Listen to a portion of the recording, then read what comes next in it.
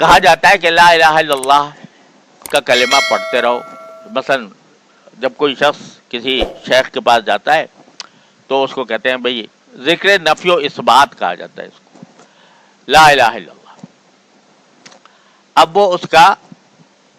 لا الہ الا اللہ کلمہ ویسے ہی آدمی کہتا رہے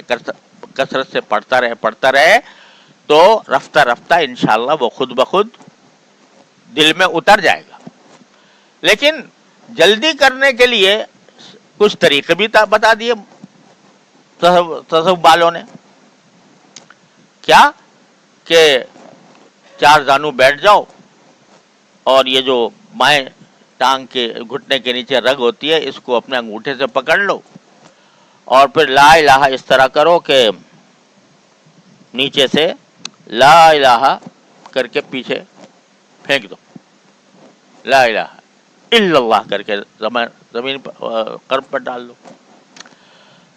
یہ ایک طریقہ ہے, کوئی نہ فرض ہے, نہ واجب ہے, نہ سنت ہے,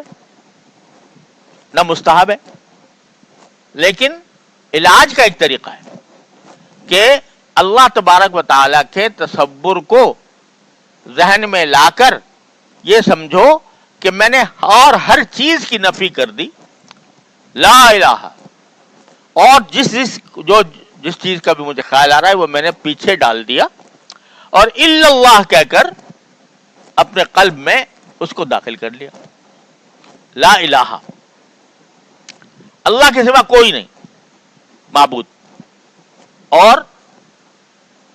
اللہ ہے تو اور چیزوں کو دل سے نکال دیا اور اللہ کو دل میں ڈال لیا, اللہ تبارک و تعالیٰ کے ذکر کو دل میں ڈال لیا, اللہ تعالیٰ کی توحید کو دل میں ڈال لیا. تو یہ ایک عمل ہے, کوئی نہ کرے تو کوئی نہ